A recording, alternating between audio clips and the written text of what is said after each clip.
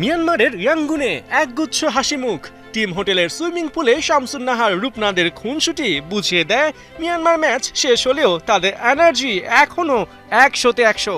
সামনে Turkmenistan match, ওইটা জিতেই শতভাগ সাফল্য নিয়ে মিয়ানমার চ্যাপ্টার ক্লোজ করতে চান তারা।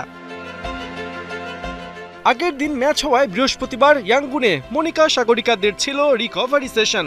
টিম হোটেলে স্ট্রেচিংয়ে মাসল রিল্যাক্সেশনের কাজটা সেরে নেয় গোটা দল। এ সময় সেশন লিড দেন সহকারী কোচ মাহমুদা আক্তার অনন্যা। তবে রিল্যাক্স বললেই কি আর রিল্যাক্স থাকা যায়? দলের ভেতর এশিয়ান কাপের মূল পর্বে ওঠার আনন্দ ফুটবলার থেকে কোচিং স্টাফ সবার চোখে মুখে স্পষ্ট। মিয়ানমারের বিপক্ষে হাই প্রেসিং ম্যাচে বারবার ট্যাকেলের শিকার হয়েছেন শামসুন নাহাররা।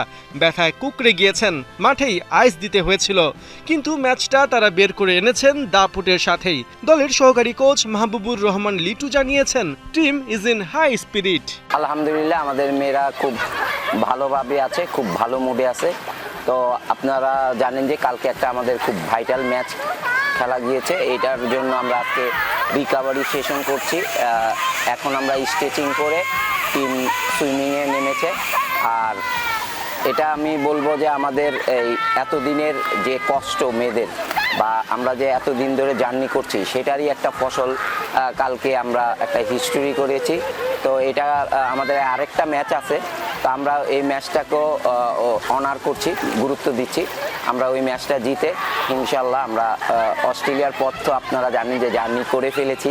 তো আশা করি যে আমাদের মেয়েরা আরও ভালো করবে সামনে। শনিবার বাছাই পর্বের শেষ ম্যাচে প্রতিপক্ষ যে তুর্কমেনিস্তান, তারা র্যাঙ্কিংয়ে বাংলাদেশের বেশ পেছনে। বাংলাদেশের 128তম অবস্থানের বিপরীতে তাদের র্যাঙ্কিং 141। এরই মধ্যে মিয়ানমারের কাছে 8-0 আর বাহরাইনের সাথে 2-2 গোলে ড্র করে টেবিলে সবার নিচে আছে দলটি। দুই দলের সাম্প্রতিক পারফরম্যান্স থেকেই বোঝা যায় এই ম্যাচ হেসে খেলেই জিতবে বাংলাদেশ। তবে দলের ডিফেন্ডার শিউলি আগেভাগে সেলিব্রেশন করতে চান না, জানিয়েছেন কাজ এখনো বাকি। এশিয়ান কাপের মূল পর্বে ওঠার সেলিব্রেশন তারা তুলে রেখেছেন শনিবারের জন্য। আসলে আমরা আমাদের গ্রুপ দেখলাম, দেখার পরে আমাদের আসলে একটা লক্ষ্য ছিল যে এইবার আমরা আসলে যদি আমরা চাই, মানে সবাই যদি নিজেদের হৃদয় থেকে চাই যে আমরা যদি খেলি আমরা কোয়ালিফাই করতে পারবো। আমরা আসলে এখনো পুরোপুরি আমাদের ওইভাবে আমরা সেলিব্রেশন করিনি, আমরা এখনো ওটা রেখে দিয়েছি। লাস্ট ম্যাচ শেষ করে তারপর আমরা পুরোপুরি এনজয় করব, সেলিব্রেশন করব। এশিয়ান কাপ বাছাই পর্বের সি গ্রুপের বাকি দুই ম্যাচ এখন কেবলই আনুষ্ঠানিকতার। তবে বাংলাদেশ নিজেদের শেষ ম্যাচ হালকাভাবে নেবে না, কারণ র্যাঙ্কিং এমনিতেই বছরে খেলার সুযোগ মেলে কম। তাই তুর্কমেনিস্তান ম্যাচ জিতে কিছু পয়েন্ট বাড়িয়ে নেয় এই লক্ষ্য বাংলার বাঘিনীদের।